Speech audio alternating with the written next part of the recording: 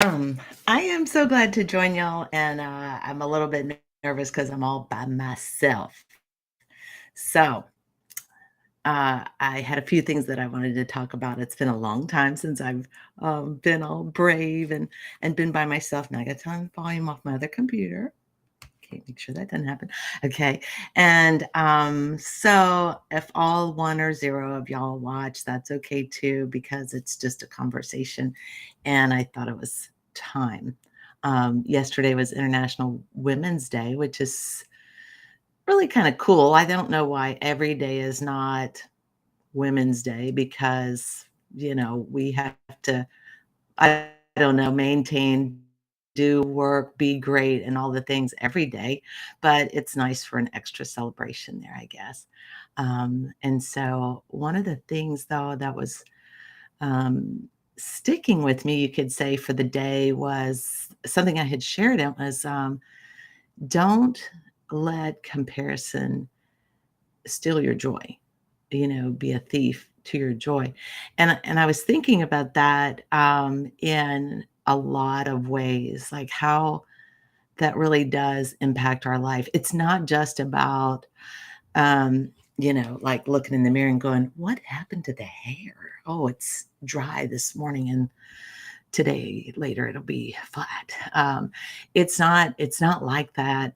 It is just it's comparison to practically everything, and especially these days, especially um, with social media and with expectations we put on ourselves, and expectations that come about just from as we uh, kind of walk through life with our paths and how our paths change, and then we have our own expectations as well as expectations from work and friends and family and all the things. Um, and I don't know why that has kind of stayed on my mind quite some time recently. Maybe because I just had a class from Getting Ahead at Main Street Graduate, which is amazing. It is the people that truly inspire me because they they have so many challenges. It's always a hard leg up. It is all poverty based, and yet how much it hurts their thoughts and their families and their choices and these kind of things that um, it's not that we take advantage of. It is just the fact that we probably think that possibly, well, if someone's just poor, they should be able to figure it out. And it's not like that. So when it's very complicated, and I'm happy to talk about that someday with y'all, or direct you to how much more you can learn about it. But it is about how much they gain, how much they change their trajectory in life and make decisions over the course of taking that step in that class, and how much they challenge themselves to grow and create goals and to be something else and fight that comparison, that comparison to what they used to be, comparison to what they are today, and comparison of whether they can make what they want to be in the future. And it's like, well, we all do that, right? We all do that. So having a comparison to one another, um, in a healthy sense, in a race, when you're going to race, you're going to run. I'm not going to run, but if you're going to run a race, then yeah, you are going to have a competitor. That's the time you want competition. When you're, challenged to do a project, and, there's a reward, and yeah, that's a competition. But it's got to be a healthy competition. It's got to be things that are good for you. The kind of competition that you want to have. Um, you know, I was challenged to really make some decisions about social media and kind of take like step back at the beginning of the year and just take a minute and kind of take a breather. Uh, just I had other things happening, and here's the thing. I I kind of don't have to explain. I just can say I could step away because who cares, right? Last time I checked, my fan base was like, "Oh, okay." There's no fan base, right? It was my competition with myself, my comparison to like, what do I do? Am I okay doing this? Of course I am. I'm perfectly okay with doing that. My comparison to my hair today, my comparison. So I know I'm going down a different road now, but I'm just saying that we all do comparisons. And I don't know why it just kept hitting me yesterday when I shared that about the thief of joy, but I really strive to be joyful daily. Um, Today, my daddy would have been 88 years old, and he passed away a long time ago, and he was just a super cool guy. Like he had a whistle in his step, is the way I would say it. He kind of bounced when he walked very lightly. He never looked like he had the weight of the world on his shoulders, even though he most certainly probably did with four girls. But he just was, you know, uh, friendly. He never met a stranger. He had a Southern charm and a Southern pace. And of course, the longer you're away from someone, whether they are just gone forever or for a little while, the more you remember the good, I would hope. Um, just the wonderful features of that person. And there's a friend on here on LinkedIn, Katie. She's always comparing me or giving me like really good insights about my dad, and she didn't even know him. She just knows the stories I've talked about him. And that always makes me feel good because if someone says, "Oh, you're like your dad," what a sweet compliment. I'll take it. That's a comparison I will like to have. That's fine. Um, I think when we have those, we can put pressure on ourselves to bring this comparison that we are unique. We are individual, so individual. Everything is so completely different between us. And even twins are different. So come on, you know, um, it's just amazing to me. And recently, so I was thinking about my dad, and then I had been on this podcast with a super guy, Edward, about teeth of all things, and how it was about teeth and cancer and marketing. I don't know, but super guy, and it was really great. And it was the first time I'd actually done a playback of a podcast that I had been so fortunate to be a guest on and was okay with.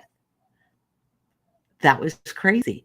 I usually never like to even replay my lives because I love the guest, but I wouldn't like to hear myself, on there. And I was like, "Oh, hey, this I felt like I sounded like I knew what I was talking about." Now, he's really great about keeping you calm and not being nervous, and I've probably felt a lot more comfortable doing that since I've been doing these for quite a while. But I thought, "Wow, I'm not feeling like I gotta compare that to someone else. I just told how I felt about it." "Oh, okay, okay. There's nothing bad about that. Alright." You know, I got to talk about cancer. I've talked to y'all, or you've seen posts for "Hi Tina, good morning," in the middle of this. You've seen posts that I've talked about, like, being championing through and celebrating the years of the bell ringing and the this and the that. So So today was my dad's birthday, yes, and yesterday was the day that I received my, um, uh, cancer diagnosis, and it was like 5 years ago, and, my sister that, has passed away, she was sitting with me when I got that diagnosis, and it was so interesting. It was like that even that day, she said, "But you'll you're the strong one. You'll be fine. You can, manage this." And that itself was a comparison. It was a comparison of who was the strong one, you know? Um, and I thought back about that I'm still thinking on this comparison. No, there's no comparison. Do you know people even with cancer compare themselves to other people with cancer about how bad their diagnosis is? They might feel guilty because they meet someone that has a, you know, likely worse outcome potentially. Maybe their staging is different or worse or all kinds of things. What a thing to compare to. What in the world? And why would we do that? But it seems to come so natural, this comparison. Do you compare your clothes when you go out the door and you see someone else in person? When you go see someone else in person? Why? You know, did you pick what you wanted to wear, or did you pick it based on what somebody else was gonna did you call them ahead of time? Now, we used to do that when we were in school, and even my bestie, to this day, if we go we have literally ordered things on Amazon and not even connected and actually bought the same outfit, so there's that, but not by comparison. So, I'm rambling on just to say that it's like, don't compare yourself, not for one day.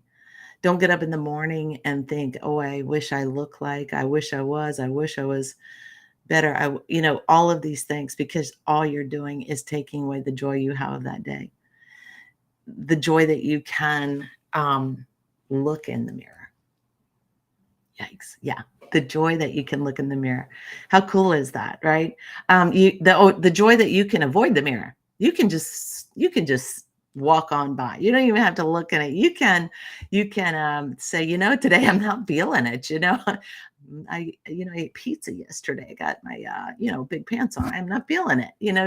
Just go on by then. Um, be okay to not compare yourself in unhealthy ways. um, Again, like if you're going to go do a race, if you're going to go play some sports, if you're going to go bowling, play darts, all these things, that's when you want to compete and compare and be your best. And, you always want to be your best, but like the comparison is to get better. Your challenges based on your goals, but not to the things that can make you feel less, not as important as a person, not of value. Um, it's easy for people to not feel a value when they compare themselves to other people or feel like they have to buy more stuff to meet that comparison somehow. You see people on a box, just like you see me now. You don't know if this is the only thing that's all, said a certain way. You don't know that on most people that you've not been in their homes. So why compare that square to anything of your square, right?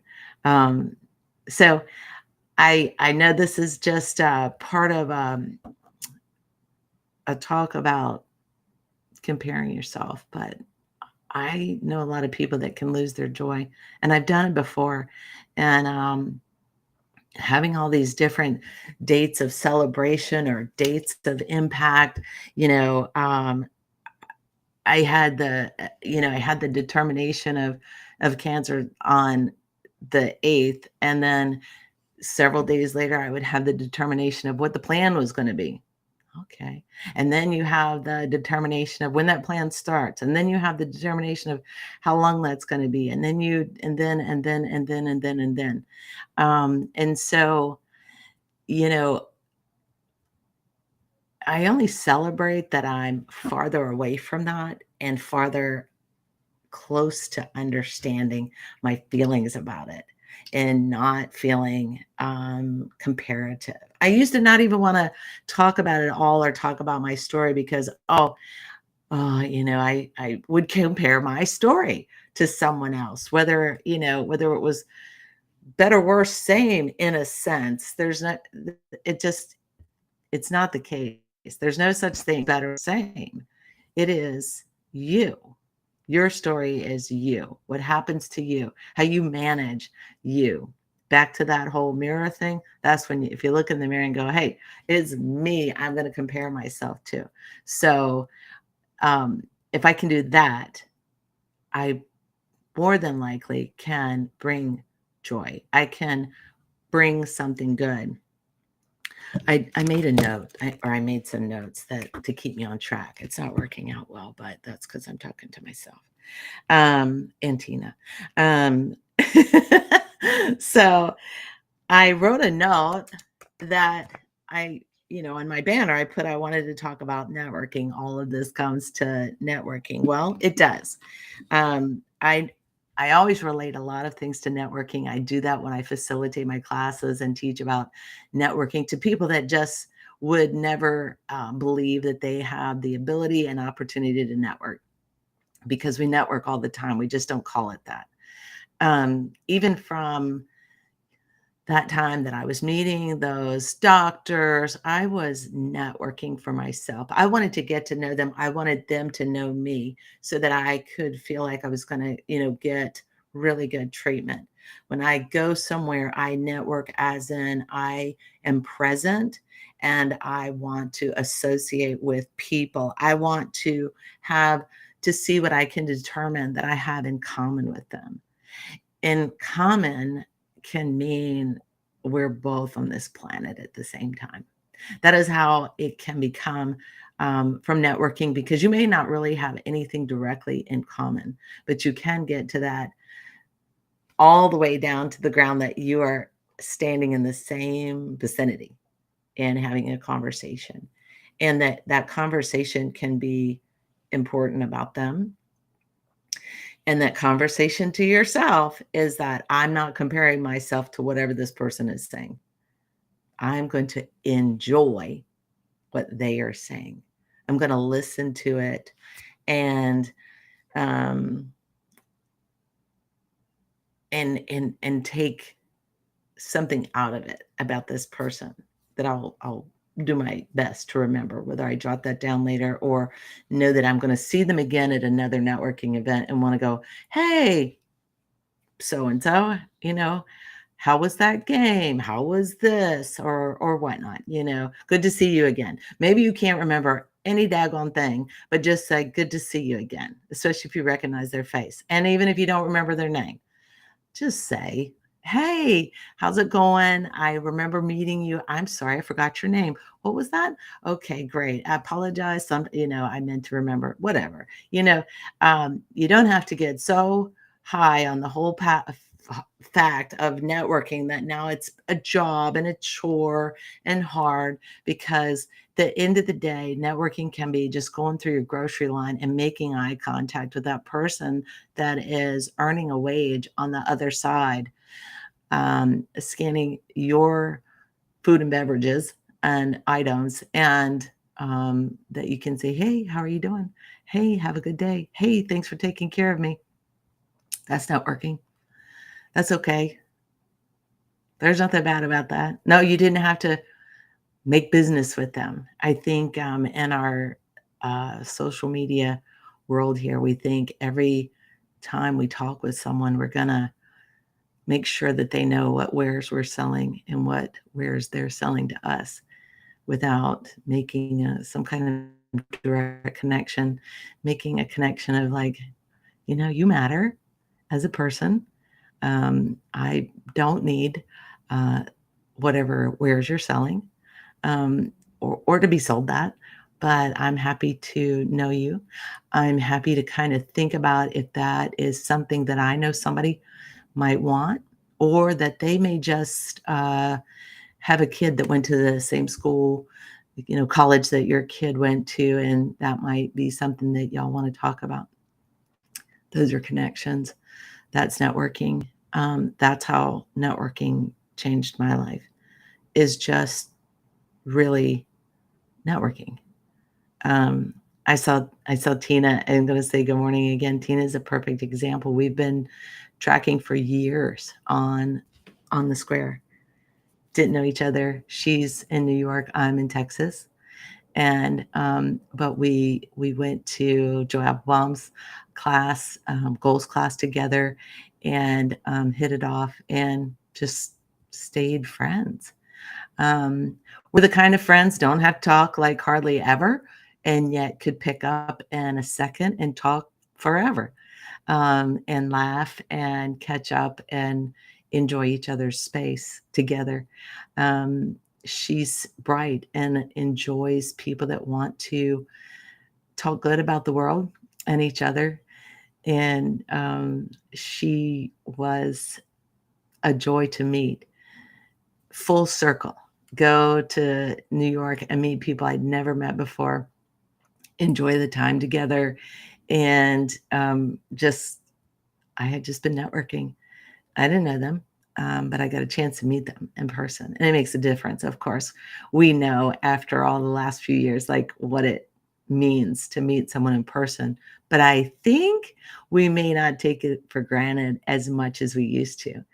I think we can all say we appreciate how getting to do this, getting to, see each other on video and have conversation, meeting all people all across the world and country is awesome. It's a wonderful technology that can never be replaced because it's just fantastic.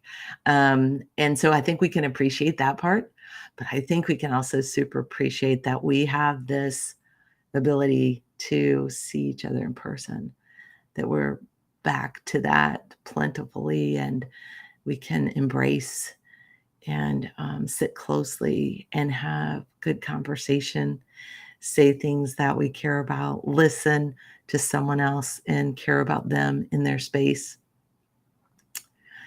and still enjoy each other and not compare.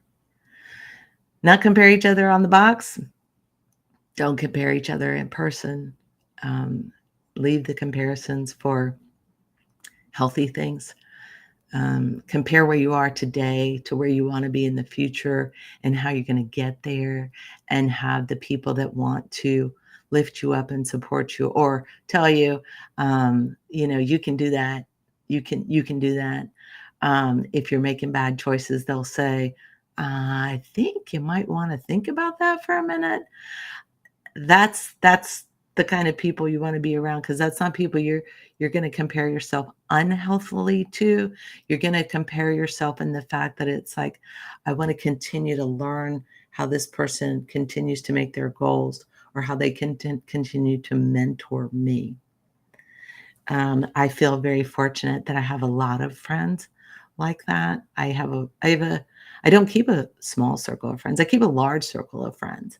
And I have a small circle of close friends, and then a smaller circle of besties. And besties are those people that will definitely not make any kind of comparisons, and they will bring their best to you when you need it. They will lay down their anything and bring their best on your behalf, for encouragement and for whatever it is. And that's your besties. And then your circle of close friends are those that are going to still be a part of that.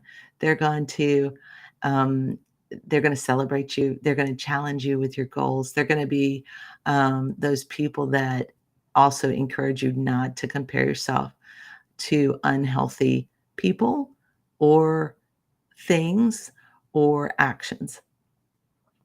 And then there's gonna be just your friends.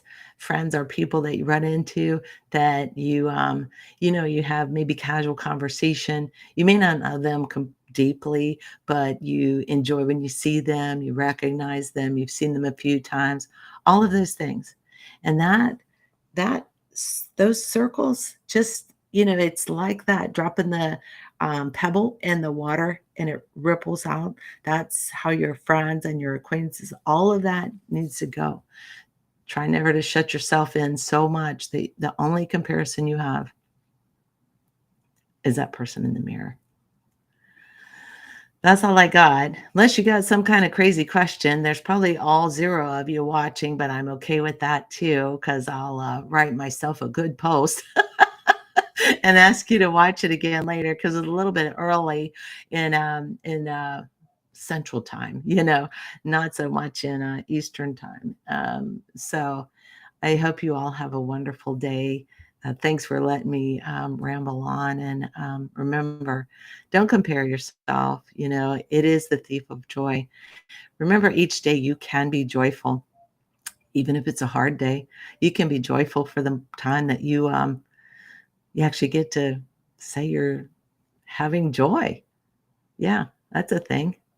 Just breathe. Oh, I got to breathe. Be joyful. There's nothing bad about that. Um, I Oh, I see. Hi, Shauna. Mwah, mwah, mwah. Y'all are the best. Oh, I wish we were eating pancakes, so you know that.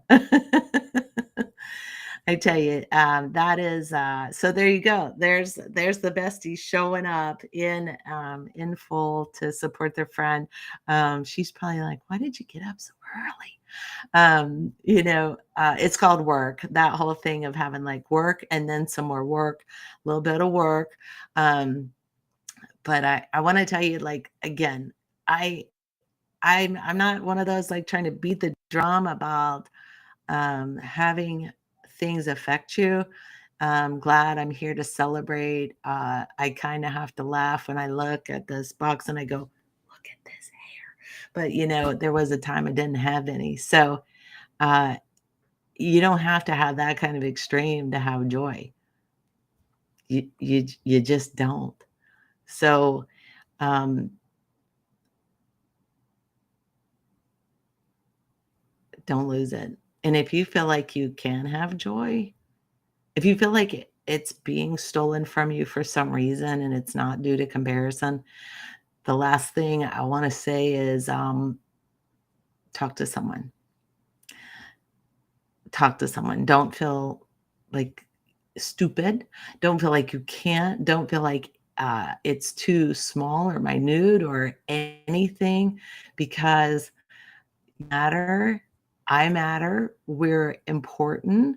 And if you can't talk to somebody, reach out to me because I'll listen and talk, but I will listen. Um, don't let anybody steal your joy. Be full of it. If you need some tips on how to have joy, call me. I'll tell you. Um, and have a great day. I'll talk to you soon. I got a fun guest next week and a couple more. But hey, guess what? If you want to be a guest, reach out because we're here for the pancakes and coffee. I hope you have a wonderful day. See ya. Oops.